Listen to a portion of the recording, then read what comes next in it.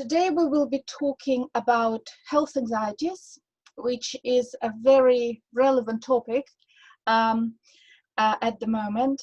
And before I hand it over to Paul, I just wanted to say that we have an online course on working with health anxieties.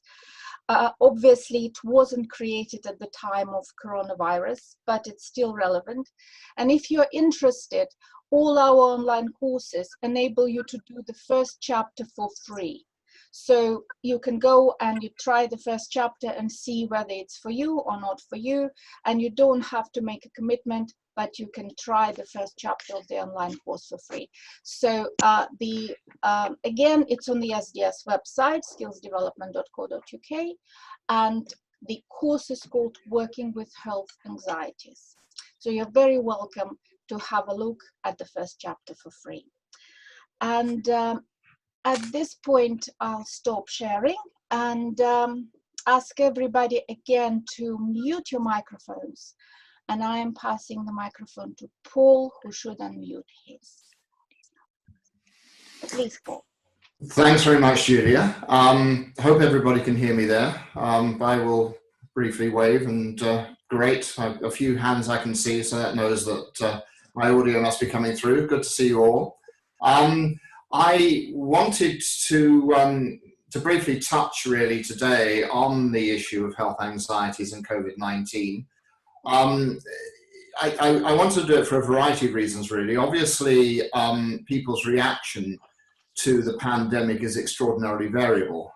We obviously have people who will become increasingly anxious about their health. We're also going to have folks who will go into denial about the situation, and we will of course have folks as well who, largely because of lifestyle changes, are going to experience increased difficulties in actually ensuring that their physical and health needs are actually properly attended to because of certainly at this point in time, because of the lockdown.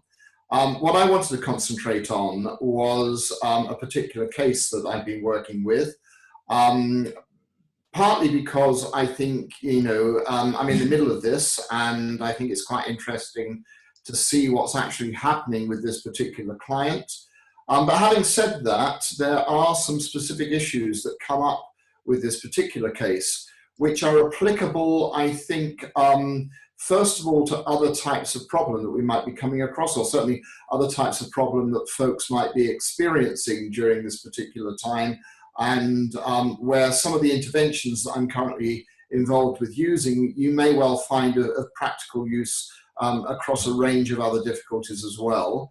But I also wanted to highlight it because what's really quite interesting, I think, is that for somebody who has a health anxiety issue, the way in which they are, in a sense, processing what's occurring, the way in which this is being experienced by them, is actually in some ways quite different from the way in which they tend to approach their health anxieties normally. So I just wanted to say a little bit about that and how it is that we're working together to try and address this.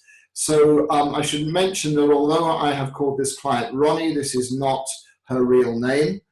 This is obviously a name I've made up for the presentation, but Ronnie is a 36-year-old care assistant working with older people. She works in sheltered housing. She is divorced with 2 kids. I can't remember off the top of my head exactly how old, but they are both under the age of 11. Now, she's had a variety of health anxiety problems basically since the age of 6. The primary critical incident which has sort of triggered this was the death of her grandmother from cancer, and the vast majority of her health anxieties and preoccupations that have occurred over the next 30 years have largely related to some degree of preoccupation or high levels of anxiety that she herself has cancer too. So this has not been a continuous issue throughout her life. Although she would generally describe herself as being a fairly anxious person, her preoccupation with her health has really gone in spikes over the last 30 years. largely in connection around family illnesses. One example of a death, she also had a spike when she got divorced about 3 years ago, but primarily these sort of preoccupations with her health have largely occurred when other family members have typically had particular illnesses. And how has that manifested itself when these concerns have come to her? Well, they've manifested themselves in pretty typical ways, really, for folks with health anxieties. A great deal of self-checking.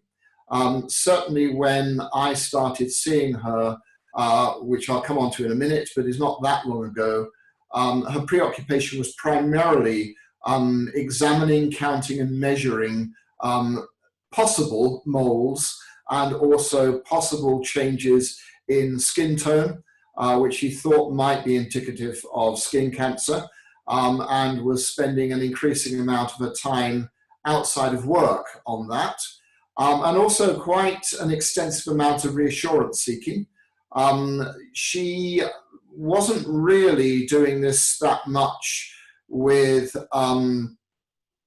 folks with from the medical professions, largely I think because she had a long history with them and they had just got used to responding in a particular way to her particular concerns. But she certainly engaged in reassurance seeking quite frequently with close friends, and she had a particular, or she still does have a particular neighbor that she tends to go to.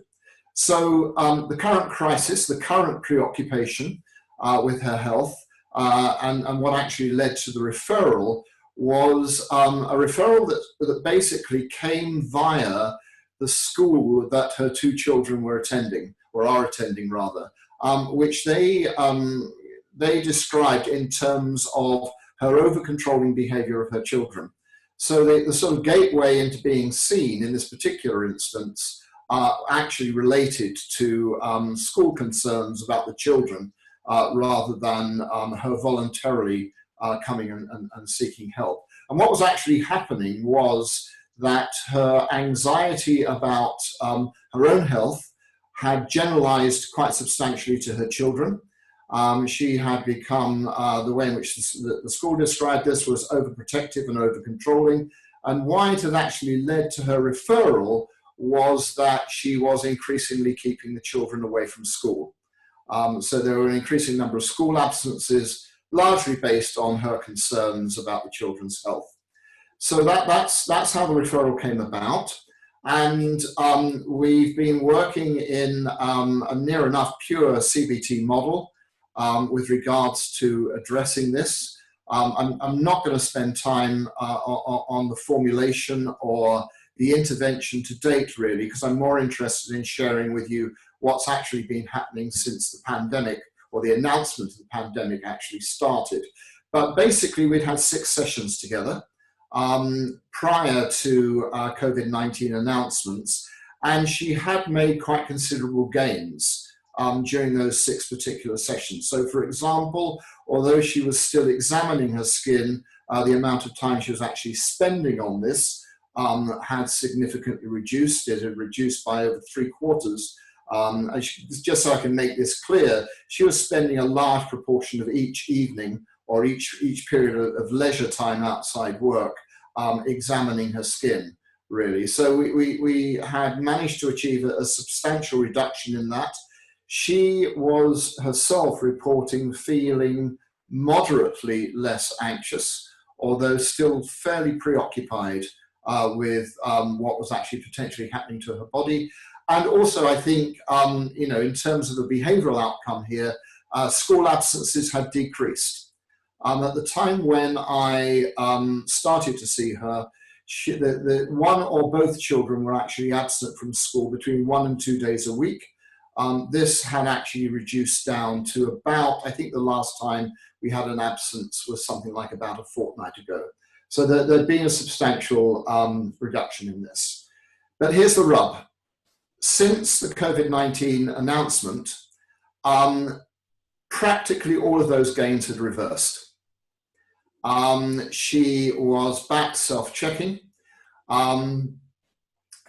what is interesting in this, I guess, for folks who might be sitting there wondering how this actually occurred, what's actually occurred, of course, is that she's generalized from the preoccupation with COVID-19, and she's generalized that to its potential, in her perception, potential connection to cancer. So her skin checking had increased, and also within the first week, I think, of her being seen, within the first week of the COVID-19 announcement, but this is before the schools were actually closed, she had kept the children back home for a total of 3 days. So there'd been a substantial reverse, really, in the gains we'd actually made. Now, what I really wanted to emphasize in connection with her really was and how we dealt with this was, or how we are dealing with it probably more honestly, is that there is a major shift in what it is that she is selectively attending to, which maintains this particular anxiety problem that she had, or has rather. So historically, she has been selectively attending to primarily the color of her skin, any variation in her skin, any indication of freckles that might be moles, any indication of growth. So all of the preoccupation has been around some form of physical selective attention. She has been selectively attending to her body, and we know that one of the key factors that tends to maintain health, anxiety, preoccupation for folks is a selective attentive process to the body. So obviously for a lot of people, these are twinges or slight internal changes or slight feelings that they might have in their body that they're looking out for and they're selectively attending to. With her, those existed, but what was much more important to her was potential changes in her skin. So that was almost, well, nearly, I wouldn't say totally exclusively, as you're going to see, but this represented undoubtedly the vast majority of things that she was selectively attending to, which fed into her anxiety. And if you actually look at some of the figures below here, one of the things I actually asked her to do when I first started to see her was to keep a record of every single instance when she felt particularly anxious about her health, every single instance when she would be in a position where she would have an anxious thought about what might be happening to her. And what we did was to get her to keep a record of what were the triggers, what were the things that she noticed that she selectively attended to that led her to have those instances of anxious thoughts. And as you can see here, out of 52 instances a day that were occurring pre-COVID-19 announcement, 39 of those were related to physical signs and sensations. So overwhelmingly related to the whole question of what she perceived as happening to her body. 8 of these basically included some form of interaction with other people, most commonly her children. She would notice that they were saying they were feeling unwell, or she noticed, or she thought she'd noticed they had a temperature. But some of these particular things actually related to the whole question of what other people were having conversations with her about. The pre-COVID-19 point is where she did her original self-monitoring and found 52 instances of feeling anxious about her health a day. And as I said, 39 of those were related to some form of physical noticing, somewhere where she was selectively attending to something in her body, most commonly skin tone or what's happening with her skin. 8 instances where this was triggered by either the behavior or the conversation of other people that she knew, primarily her children, but there were a couple of instances here about colleagues at work. Interestingly enough, I should just very briefly add here, despite the fact that she was and still is working with older people, I was quite surprised to find that we didn't really have a single instance of where her own health anxieties were actually triggered by anything relating to her interaction with the older people that she was caring for. I would assume that she must be periodically be dealing with people who are not always in good health, but it didn't appear to be a major factor which she selectively attended to. And we had 5 other things which were related to fairly small random other stuff. So then we have what the situation is after the COVID-19 announcement. And for me, this is at the time when she says to me, you know, all of those things that we've been doing, they've worked really, really well. And I feel like, well, I'm not just back to square one, I feel that I'm worse than square one. And we start, this is, again, a particular instance of a particular day where I'd asked her to self-monitor. You can see that there's a massive increase here in the number of instances on that particular day, nearly double what it was before she actually came along in the first instances. But here's the interesting thing, which I hope you can notice really, which is very interesting indeed, that the things that are triggering off her anxiety about her health now are not really related at all to her selectively attending to what's happening to her body. Indeed, we have a massive shift towards something else. The single largest thing that correlated with her feeling anxious about her body and what was happening to her had to do with her looking at media, primarily social media and websites on her smartphone. And this was something that she carried around with her and still does carry around with her all the time, and was constantly examining it for the latest stories about what's actually happening.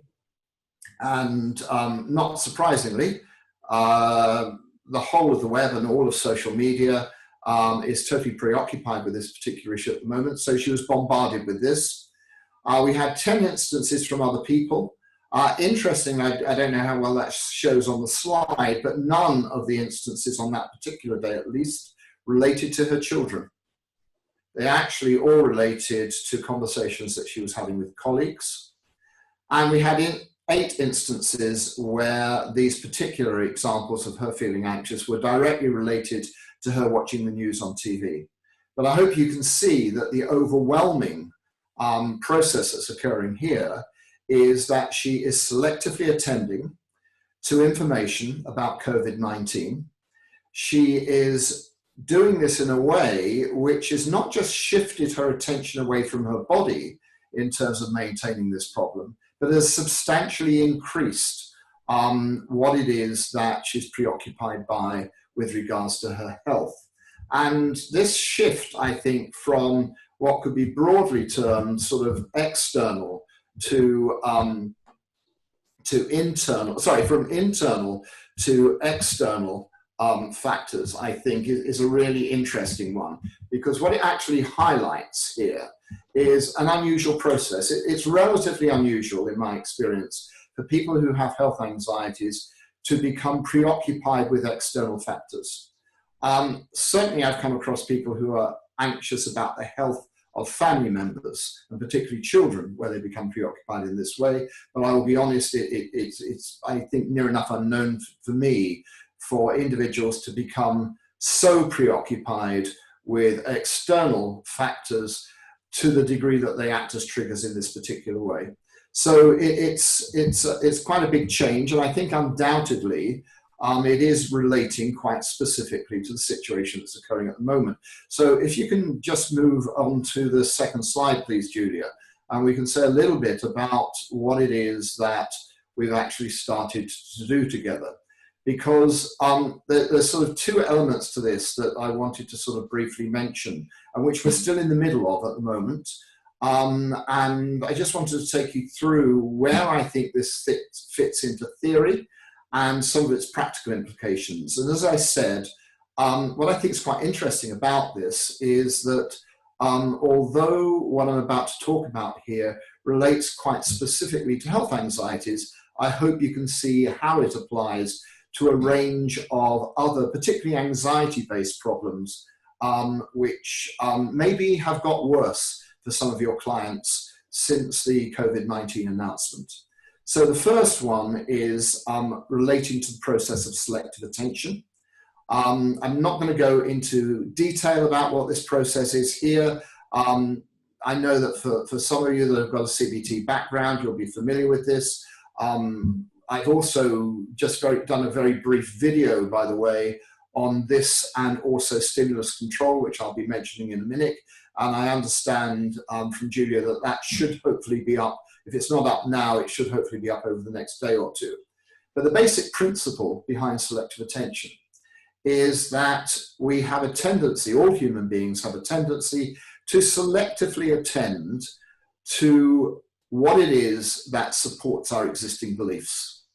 So if I have a pre-existing belief, which is something along the lines of the world is dangerous, your health is very fragile, you can never predict whether you're going to be healthy and safe tomorrow as you are today. If you hold a number of pre-existing beliefs like that, you automatically orientate yourself towards any evidence that actually supports that.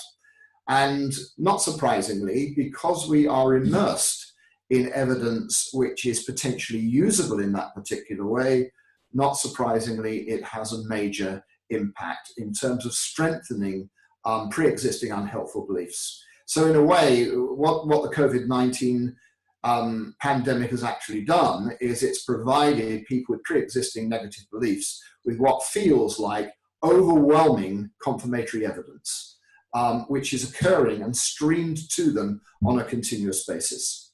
So we're going to look at what it is that I have done with Ronnie in connection with that, and where we already have some degree of gains after a couple of sessions.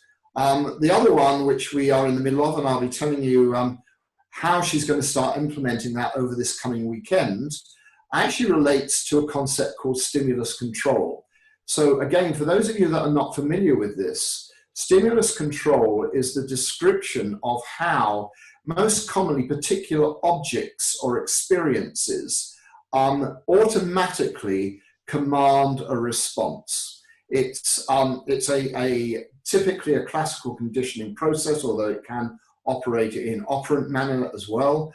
But what we've got here is her Galaxy phone. And the presence of her Galaxy phone for Ronnie commands her attention. She has to look at it. Now, we've got a whole range of information that we know about how smartphones command attention in a whole variety of ways, which is for both good and bad. But what we've got here is someone who is finding that their smartphone controls their behavior. In other words, when they have this phone with them, they automatically look in more detail at evidence which is going to confirm their existing beliefs and which is strongly associated, not surprisingly, with feeling more anxious about their health. So what we've done is we first of all, and I did this 2 sessions ago, first of all, concentrate on one particular belief that underlies her health anxieties, which is that the world and life is totally unpredictable now. So again, I'm not suggesting, incidentally, that this is the most central underlying problematic belief that she actually has in connection with her health anxieties, but I did actually think that it was the one where we could intervene most easily and most effectively and get something of a result fairly quickly. And I thought that that was actually quite important in order to moderate her overall strength of belief and for her to basically feel that she has slightly more control over what feels like an increasingly uncontrollable situation. So what I've actually got her to do was to create a daily list of activities, things, characteristics and behavior that have not changed on a daily basis. So what she's been doing is she has been selectively attending to things that support her belief that everything is fragile, things change all the time, you can't rely on anything, and so on and so forth. And what we're simply doing is we're getting her to selectively attend to things that don't actually support that. Now, the aim is not to get her into a position where she believes that actually the world is totally safe. That's totally unrealistic. However, what, as I say, I hope to do, and which we've been successful on to some degree, is to weaken her strength of belief that the world and life is totally unpredictable now.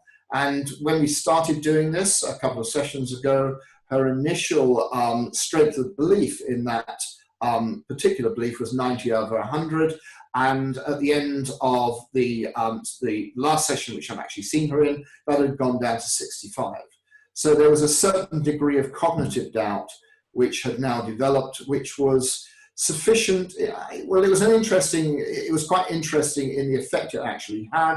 It made her say that she felt slightly more confident, that maybe everything wasn't lost, and that actually she could maybe afford to relax a little bit more. So it didn't make major changes, but it introduced some flexibility. Now, the other thing that we've just spent the last session on is to tackle what is, in many ways, a very simple process, but in many ways, as soon as I describe its practicality, I'm sure you're going to think to yourself, gosh, how's that actually done? One of the ways in which you deal with any form of stimulus control which is attached to a discriminatory stimulus, in this instance, a Galaxy smartphone, is to basically package it away. Now, in an ideal world, that would mean having no contact with this particular object at all. But in many instances, that's not practical. So, for example, and I think in the current climate, incidentally, it's probably not that desirable. So what we actually did and got fairly easy agreement on was that she would limit the amount of time that she would spend watching the news on TV. And we agreed that she would spend no more than 1 hour a day looking at the news. She wouldn't switch on the TV or listen to the radio outside of those particular times.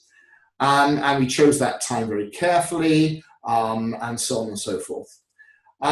However, it was clear to me that from her self-monitoring, it was her phone that was the biggest problem. And for that particular reason, what we actually did was we made a decision in another direction, which was that I managed to negotiate with her that what she would do would be that she would place her smartphone beyond her own reach by giving it to a neighbor that she discussed this with for a 4-day period. And I hope you can guess where this 4-day period is. This 4-day period, of course, is over the Easter weekend. So this actually starts for her tomorrow and will run through until midnight on Monday. She's got an agreement with her neighbor that she's able to go and see her neighbor at midnight on Monday night in order to actually get the phone back. But what's most important during this process is that she is also going to be monitoring the effect that this actually has on her own anxiety. Because the prediction is that by taking this particular object away, her anxiety about her health should drop over the course of that particular 4-day period. What we might get is we might get an initial burst of anxiety, but that after that initial burst, it should then settle down and decline. Now, the logic behind this is I can't guarantee, and she can't guarantee, that looking at her smartphone plays a key role in maintaining her anxiety. But what we can do is we can test that out. So there's an issue here about taking an object which exercises stimulus control and constructing a behavioral experiment around it in order to look at its effects. So I'd love to sit here and to tell you what it is that's actually happened as a result of this, but obviously I don't know. But I'm more than happy to tell you what the score is when hopefully you sign in next Thursday, because certainly I will have seen her on the Wednesday, the day before that, and we can have a look and see what effects that actually had. So as I say, I'm not suggesting this is applicable in all instances, but it also, I think, may have some applicability, I hope you can see, for other types of anxiety cases you might be working with. I think it might, for example, have some relevance for OCD cases that you're working with, or other instances where people's anxiety has generalized in such a way that they now find a whole range of stimuli anxiety provoking in a way in which they didn't before the COVID-19 situation started. So folks, we have a few more minutes. If you want to come back with any questions on this, or you've got any comments that you'd actually like to make, I'm happy to address that. I assume that Julia is able to moderate some of these as well. Equally, if people have got experiences which are similar to this, I'm very interested indeed in hearing how you've actually approached it. If you can't get in, can I just say, with a question, a verbal question now, please do write stuff in the chat box. We can pick up questions in the chat box here and have a look at them too. So are there any specific things that you think are worth me having a look at? If anybody has burning desire to ask a question, please unmute your microphone and speak. Yes. Do you feel there's a case for encouraging people to have a much more balanced view of this whole COVID thing? Because the truth of the matter is the majority of people will get fairly mild symptoms, they will recover, and they will hopefully be immune. The answer is yes and no, really, which I know is not very helpful. But let me say why I think it is yes and no. One of the things that often happens with anybody who gets particularly anxious is that their anxiety generalizes.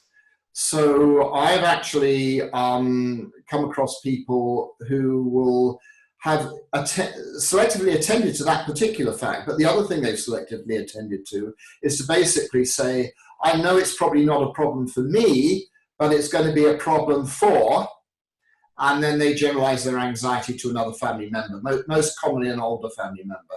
So I think it depends on how contained the anxiety is and how focused it is. And I think if it's contained with regards to the individual themselves, and that's their preoccupation, then I think you're quite right.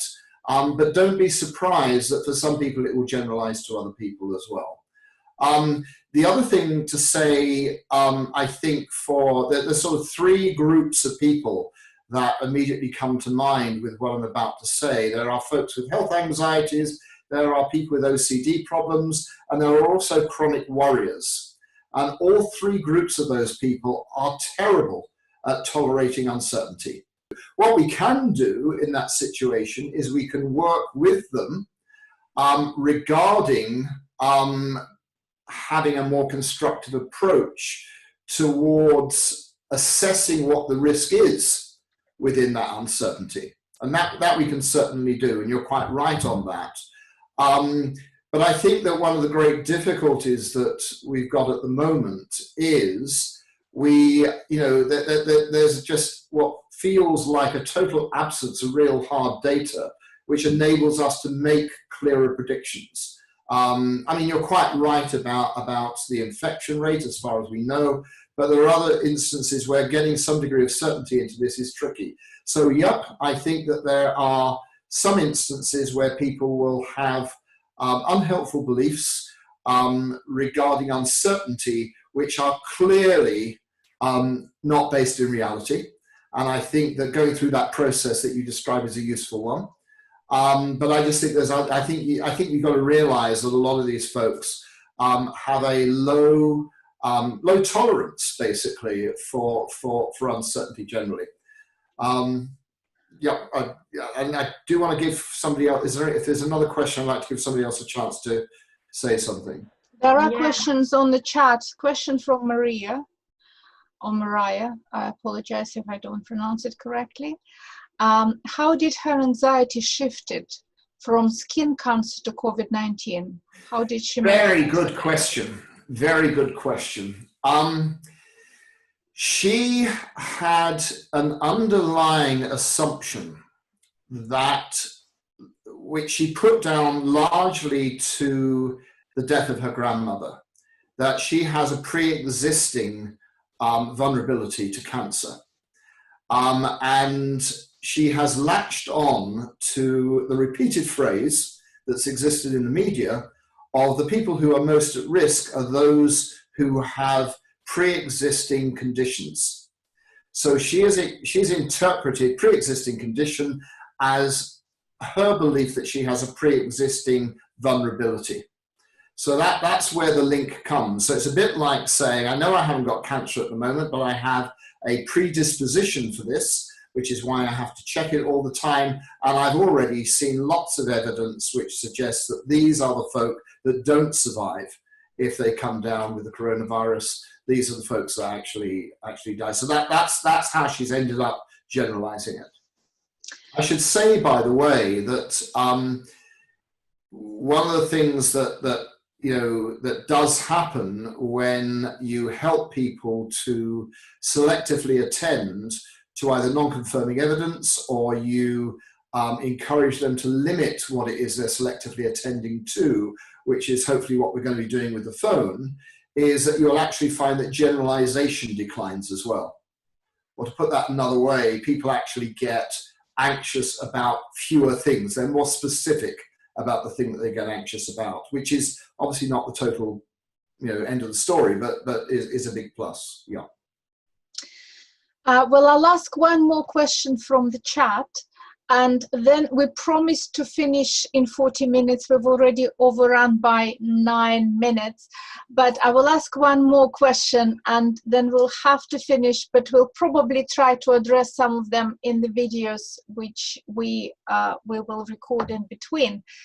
The question from Susie, if client has asthma, a pre-existing condition, have you any suggestions for working with someone who is deemed more vulnerable? Yes. One thing I think that's very important, this is not, can I just say, this is not just relevant in this particular case. It's also relevant, bizarrely, for people who have the opposite problem. The people who basically say, I am not going to self-isolate. What's the point of actually doing it? And it all comes down to having a clearer recognition of the factors that you have control over and the factors that you do not have control over. And there are certain elements, obviously, for someone who suffers from asthma that they do not have control over. But there are a large number of factors which they do have control over and which they can exercise that control. And I would go further than that, and I would say I would encourage the client to self-monitor themselves in exercising these things, which is another way of saying, don't just make a list of the things that you have got control over, but self-monitor all the instances where you're actually practicing that. Because what that should do is it should give some increased sense of confidence and some at least slight reduction in anxiety levels. This is not to underestimate the risk and the vulnerability of someone in this position, but there are things that can be done where you can exercise some degree of control. Yeah. Thank you, Paul. And I will unfortunately have to say that we will be finishing now. And before we go, I just want to show you this slide of what is going to happen next Thursday and Thursday after next. So next Thursday, we have Dr. Andrew Beck joining us. He is a president-elect of BABCP, and he's been working with children, CBT for children, for many, many years.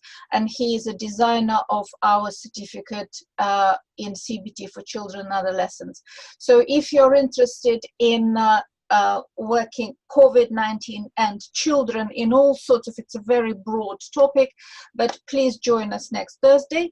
And on the 23rd of April, we've got Wendy Dryden, Professor Wendy Dryden, who will be talking of single session therapy and how it can be used in the situation of COVID-19, because probably lots of people might be seeking at least one session therapy to help them to cope with this situation. Thank you very much, all of you, for joining us. I'll stop sharing screen so I can see your faces. Thank you very much, and I hope to see you again next Thursday, and stay safe and well.